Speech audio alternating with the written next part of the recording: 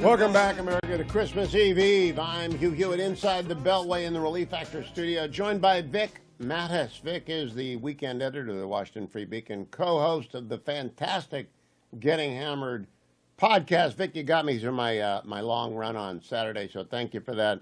But I've got a little steam coming out of my ears this morning, Vic. Did you read the news that President Biden commuted the death sentences of 37 of the 40 inmates on death row in federal prison? Yes, Hugh, I did. Unfortunately, it's a bad way to start this Christmas week. Right now, I got to ask you, do you think he actually has any idea that happened? You know, the thought has crossed my mind more than a few times in the last couple of months, Hugh, but in particular since the New York Times and then more devastatingly in the Wall Street Journal, stories came out about how the staffers are running interference and protecting him and really making a lot of the decisions day to day.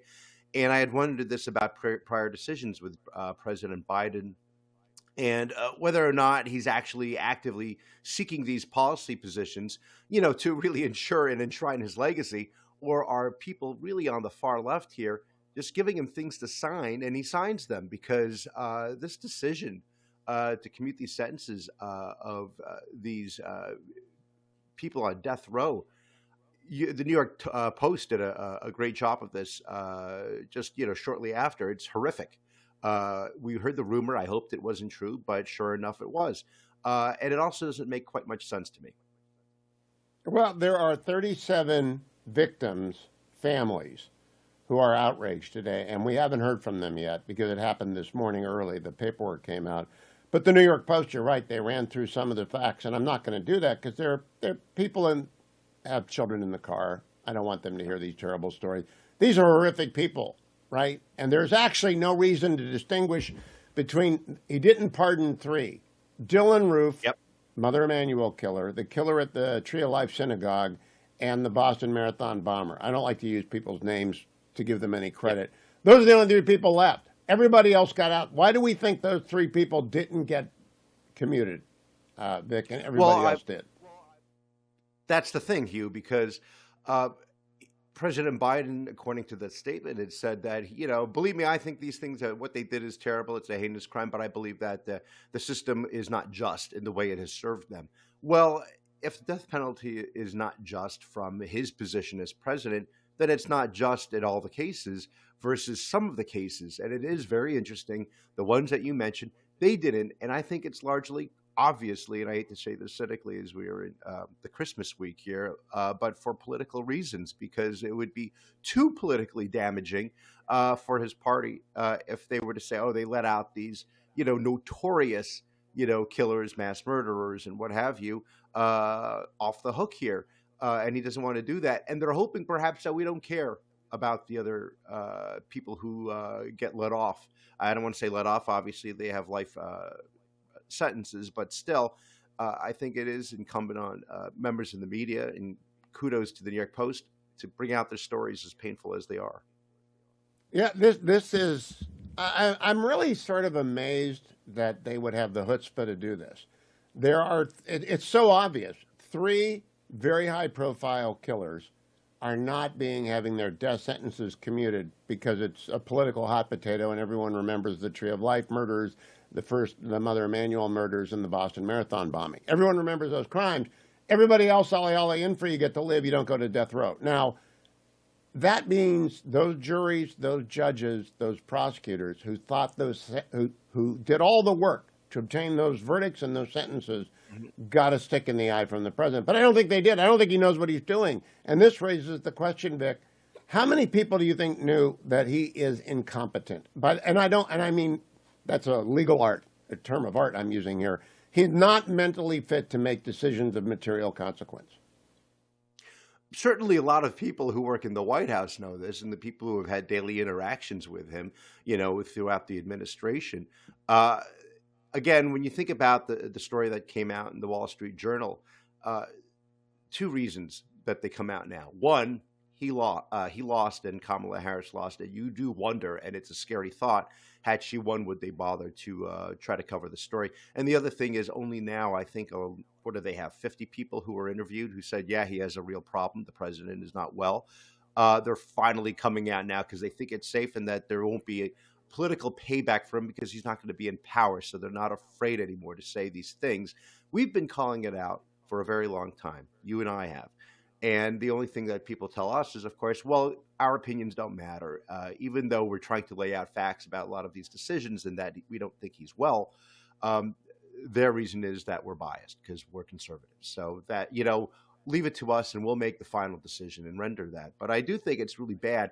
Think about the pardons, Hugh. You think about all the sweeping pardons that he issued, and a lot of them, again, the same thought crossed my mind. Does he know the individual circumstances for a lot of these presidential pardons for people, some of whom did not do any time and some of whom did terrible things, including the judge in Pennsylvania in that particular case? I don't think he knows. I believe he is as incompetent as anyone you know who sits and quietly smiles at people and nods and says hello. And you and I have both known people like that. My parents, in-laws, people who get over 80 slowly slide into their fog, and God love them and take care of them, and praise to the caregivers. He's the president of the United States. My question is, Vic, what do we do about a legacy media that knew about this? And I mean, they knew. I called on Yeah. him to resign last February. I've been calling him infirm for 3 years. Everybody knew, but they pretended. What do we do about that? I'm pushing the rise of new media, like Getting Hammered, the podcast, and Ruthless, and the editors. But what do we actually do about a media that fails so comprehensively? Yeah, I hate to say it, but you have this sense of outrage that there needs to be accountability. There's no accountability for them. They're not going to pay a price. George Stephanopoulos just got his contract re-upped, and he's making millions of dollars, and that's after that suit where they had to settle with the Trump.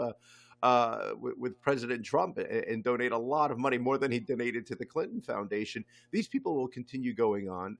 The only way that they could pay a price, obviously, is if people stop watching them and if they cancel subscriptions and if advertisers have the wherewithal to realize, you know what, there's a huge chunk of this country that isn't into this. They don't care. They're looking at the 18 to 34 or to 54 demographics and seeing those coveted advertising demographics and thinking, you know what, it's not doing it for us. And you look at the numbers on MSNBC and CNN, for example, and they think, well, we, should put that elsewhere.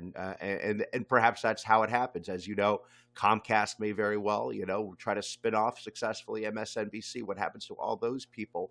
So that's one way, but I'm not holding my breath at any of these people. A handful of people I know, former MSM, have come out and said, oops, sorry, I apologized, and we should have done better.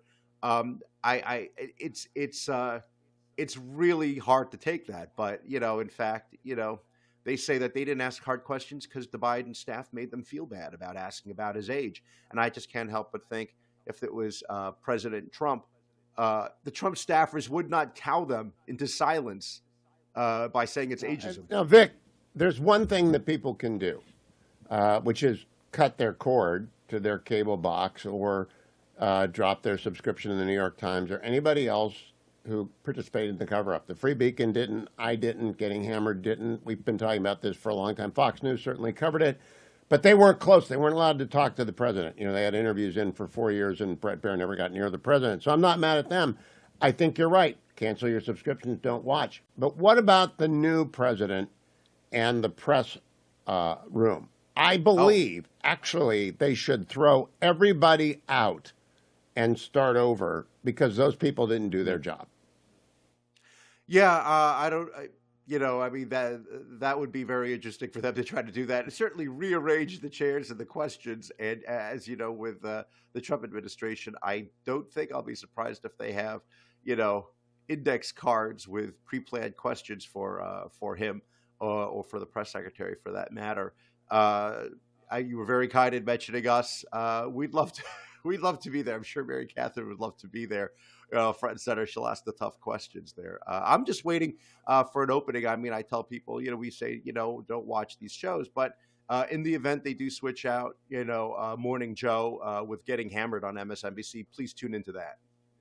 Well, I am in favor of that. I do believe you can't. You got to get people. They got to get their news from somewhere. And I keep telling people, the Call Me Back podcast, commentary, the editors, the McCarthy Report, Getting Hammered, of course, Megyn Kelly, and Ruthless, along with my podcast in Dwayne's World. You'll know everything you need to know. We cover the news, and if you listen to even half of that, you'll know what's really going on. But I think it is in the president-elect's power to tell his comms director, to tell the press secretary, take the names off those chairs. We run the White House, ABC, NBC, CBS, CNN. They don't get a chair. They mean in the back of the room. And the New York Times, the Washington Post, they don't get a chair. The Journal broke the story. I'm a little bit ambivalent about this because they didn't break the story until December. Maybe they get a chair in the back. But honestly, if you had any access to the president in the last 4 years and you did not report this, you are complicit. Am I being too harsh? No, I mean, I think, again, like I said, to say that you feel this enormous pressure and cowed by members of the administration, bullied by them, well, then you need to do a better job and you need to do a tougher job. And I know they can because they did it for 4 years against Trump. So, I mean, all we're really asking for is people to ask tough questions to be fair. I don't want a press room filled with, suck-ups and other people and who are just trying to kiss up to President Trump or the administration. But that's what we've got. And I know, yeah, and I know you agree with me. We had a press room full of suck-ups and sycophants. Yeah, that's right. So, I mean, it would be nice to see if he says that and says, I'm done and let's see what happens. And again, he knows that a good chunk of the American people are done with it too. Might just work. I really do think for Christmas, I hope the president-elect is thinking about the new press room because there are a lot of good journalists out there at the Free Beacon. Yeah. You could bring in a lot of people from the left and from the right who have, like Andrew Sullivan, is not going to be a supporter of Donald Trump. Give him a chair. It's not about having obsequious press. It's just they lied for 4 years, and it ends up with commutations like this. Vic Matus, a very Merry Christmas to you.